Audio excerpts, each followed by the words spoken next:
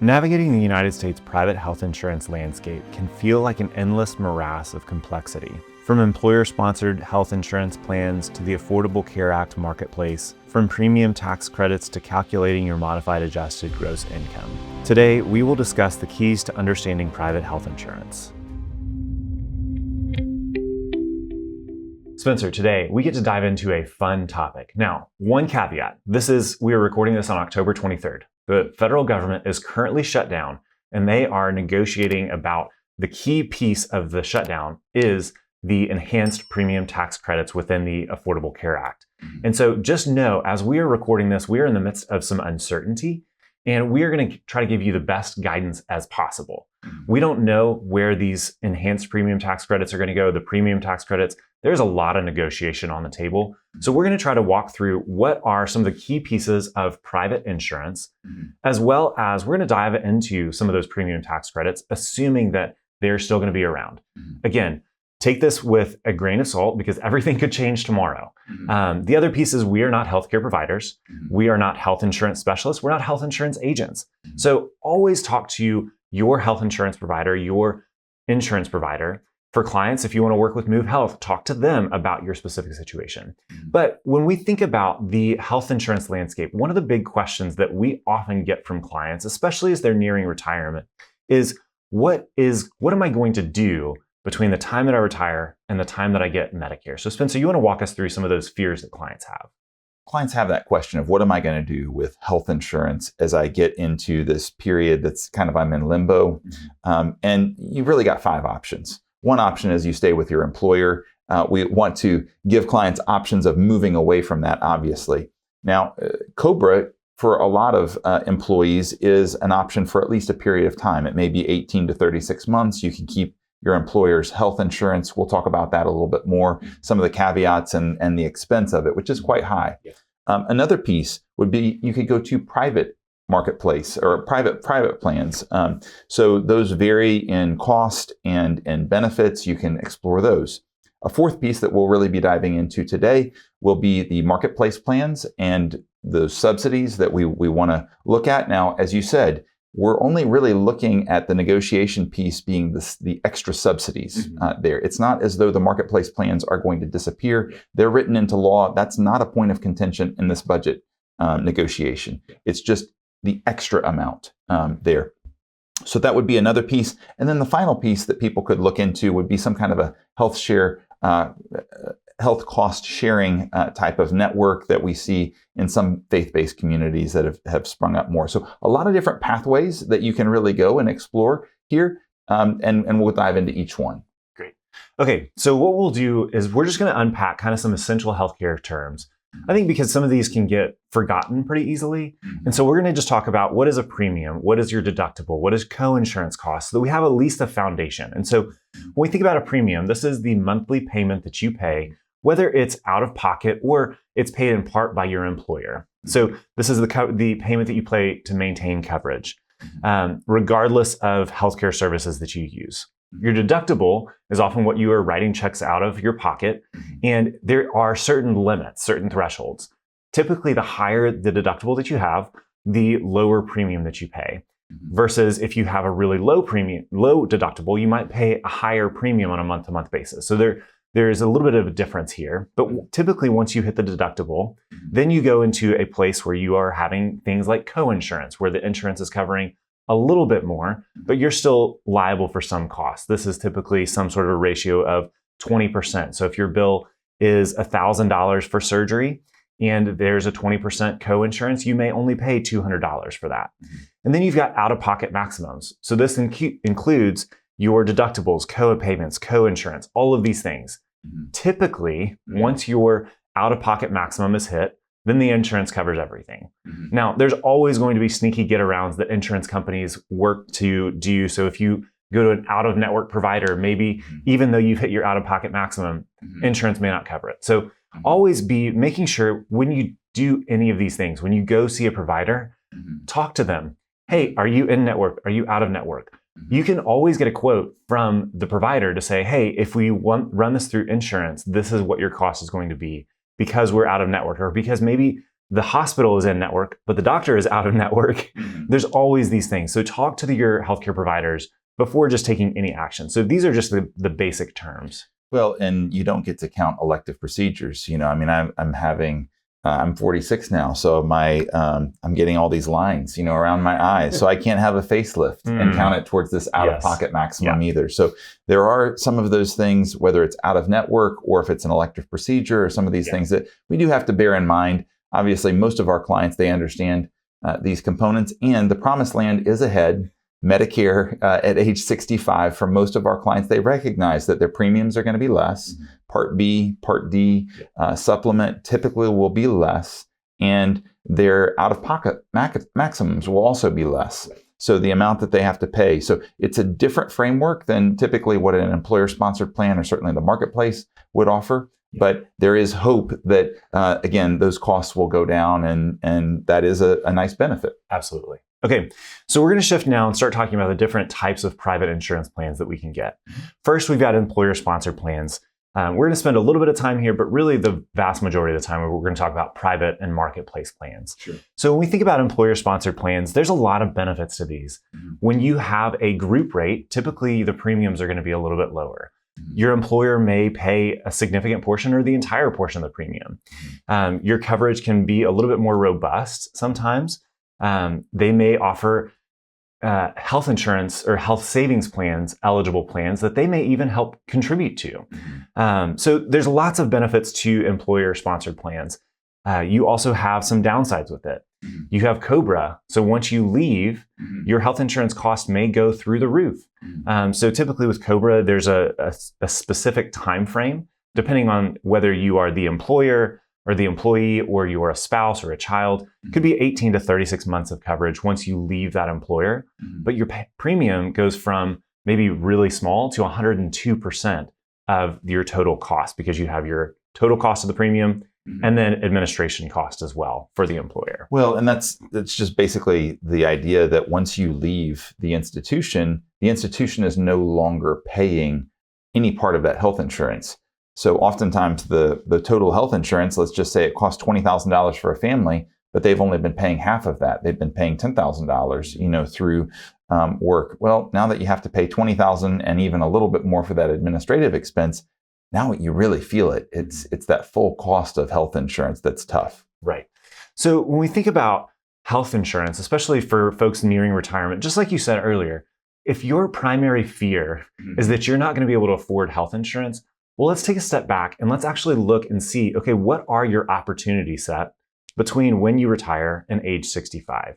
Because again, clients may have significant cash reserves. They may have non-qualified resources, Roth IRAs, to where their adjusted gross income, modified adjusted gross income, may make them eligible for premium tax credits that actually reduce the cost of health insurance pretty significantly. And so what we would say for most clients is, hey, before you make a decision to keep working at a job that's really stressful because you're afraid of health insurance costs, let's help you run some numbers. Let's help you see, okay, does it make sense to maintain this health insurance coverage through my job, even though my job is killing me? Well, and we do that through one of our partners, Move Health, that does a really nice job of being able to, for our clients, be able to analyze all of the different trade-offs that they have. So whether that is COBRA, whether that is a private pay plan, whether that is a marketplace plan, or whether that's even a cost-sharing plan that we're seeing crop up more and more, particularly from faith-based institutions, all of those different options are out on the table there. So really 4 different paths that you could go. Different people choose different ways. And then there's always just return to the employer. So kind of 5 different places that people can go for their health insurance if they're in this limbo period of, say, 60 to 65, and they're looking at Medicare as something that's going to be great for them, but they're not going to tap into it right now. Right. So let's go ahead and shift over to Affordable Care Act marketplace insurance plans. And so just an overview, this was created by the Affordable Care Act in 2010, in March of 2010, written into law at that point, it's also called Obamacare. So oftentimes this is run by state or federal exchanges for the purchasing of individual or family coverage. Open enrollment typically from November 1st through January 15th, but obviously you want to try to get it done in the calendar year prior. So we are approaching an open enrollment period for 2026, you want to try to get that coverage solidified before January 15th so you have coverage on January 1st. Right. There's special enrollment periods. So if you lose a job, if you have a spouse who passes away and they were the primary breadwinner that had insurance coverage through their employment, there are special enrollment periods. If you retire, things like that. And then there are standardized plan categories. So we think about bronze, silver, gold, or platinum. When we think about them, how the plans are structured, bronze typically have the lowest premium, where platinum have the highest premium. But the difference is that your out-of-pocket costs on bronze are going to be a little bit higher, where out-of-pocket costs on platinum plans are going to be a little bit lower. And so you think about it on an inverse scale. So maybe if you are young and healthy and don't plan on having any surgeries or any medical events, now obviously we know that we can't control everything, but typically if you are younger and healthier, looking for a bronze plan, that may be the best decision for you. Sure. Whereas if you know that you've got maybe a little bit higher healthcare needs, you may be looking in some of those silver or gold plans. Every situation is going to be different, but we just kind of want to think about it. Okay, what are the costs that you incur? And whether you're working with Move Health or going through marketplace health insurance plans and looking at healthcare.gov, they can see, okay, what is going to be the total annual cost for some of these plans? So make sure you're looking at those different cost structures. So this is where we get into some fun realm, the premium tax credits. Because one, you've got the premium tax credit from the Affordable Care Act that was initially written into law. And then during the midst of the pandemic, we had an enhanced premium tax credit that was also layered on. And now, within a government shutdown, we don't know what of those premium tax credits are going to remain. There's negotiations in place. We cannot disclose because we don't know. Right. We don't know what lawmakers are thinking. So we're going to tread lightly into this area, but just kind of explain what these premium tax credits are. Well, and one of the reasons that we don't want to speak any more into this is the point of contention of the government shutdown. Yeah. So, the Democrats want to continue to keep everything basically as is in terms of the tax credits and the enhanced tax credits. Republicans want to kind of wipe the slate clean, renegotiate everything, see how it all fits together in the budget. And neither side is willing to budge as of, October 23rd. Yeah. So, if this was just an ancillary piece of the government shutdown, maybe we could give better guidance. But this is the core of what the negotiations are about. Right. So premium tax credits are things that have been negotiated between the federal government and these insurance companies. And they're available to households between 100% and 400% of the federal poverty line guidelines. You can look those up and see where you fall. But typically what is going to happen is the closer you are to that 100% of the federal poverty line, the more of your premium that's going to be covered.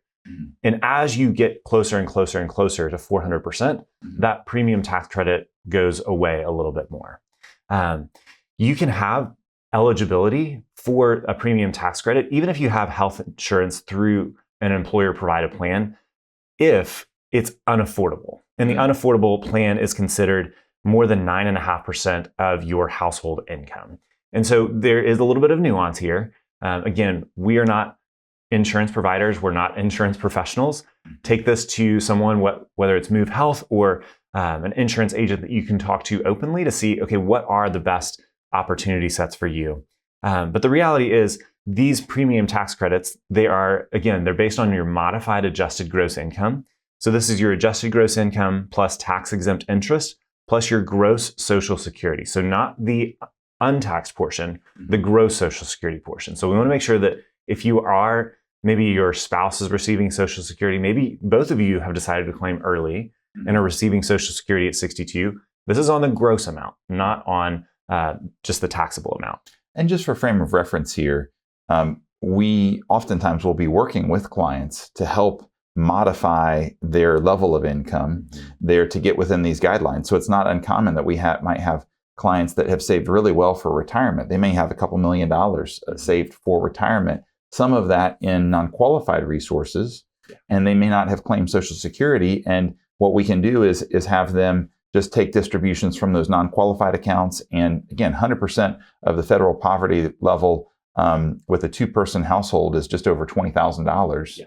That's a target that's not unattainable for even retirees who might be wealthy and 62 or 63. Right. For a couple of years, if we can work with them in terms of where those distributions come. Now, on the high side there, even with two people, we go to 400% that level. That's over $80,000 of income. So the subsidies are there for kind of a broader range of income levels than I think a lot of people recognize. Right. And as we've talked about, the level of overall assets is not going to preclude a lot of our clients from getting those subsidies. So this is a really important planning point, because we've oftentimes seen subsidies give somewhere between $500 and $1,000 per month of cutting of that health insurance expense, where the sticker shock might be there. It might be $1,500, for instance, for on a monthly basis for health insurance for someone who's 63. But then she realizes, oh, well, I'm going to get a subsidy of $1,000 because I can keep my income to $35,000 this year. Well, that's much more attainable now. Right, absolutely. And so just as we think about logistically with those premium tax credits, if you are in a camp where you're saying, okay, I'm retired, I want to take a marketplace plan, but I might take some consulting income. I might take a little bit more work. I've retired from my primary job, but I don't know, maybe in 6 months I might go back to work. Right. Well, it looks like your income is going to be lower, but if you know that, hey, I might take on work, you can pay the full premium through the year. You don't have to receive the tax credit on the cost of your insurance. You can say, hey, I've got the resources, I'm going to go ahead and pay for it. And then when you file your taxes at the end of the year, that tax credit can come back as a refund to you. So let's say you've paid $1,000, your subsidy was supposed to be another $1,000. And you've just said, hey, I'm going to pay the $2,000 total. Then you may be able to get that money back in a refund at the end of the year. One of the things from a logistics and the mechanics of this, really, what typically will happen is you will, as you file for that marketplace plan, you'll be giving guidance to the government on what your level of modified adjusted gross income is. And they know that it's going to be off in some way. It may be off only a few $100s, but it may be significantly off. So do bear in mind that if you take consulting income, for instance, let's say you retired, you thought you're going to be retired and not do any kind of work that would have paid income. If you then have a consulting gig, let's just say, that comes up, it sounds fun, you get $30,000 extra that year, then you may have a bill due for the extra amount of insurance subsidy that you should not have had there. Now, again, what we would tell clients is don't decline the consulting income just because you might have to pay a little bit more there. It's going to work out still in your favor. It'll be a little bit of an extra tax bill overall, but not worth declining that level of income. But just do know that they may come back and say, okay, well, you got $700 a month as a subsidy. You should have only gotten $500. So we're going to need you to pay $2,400 extra for that health care coverage. Yeah, absolutely. So as we close out today, we just want to come back and say, health insurance is really complex. Every individual is different. Every circumstance is different. Your income is different. Whether the government decides to increase or maintain or totally cut premium tax credits, the enhanced premium tax credits, we don't know. This is a changing landscape. And this is why it's really important to work with a professional.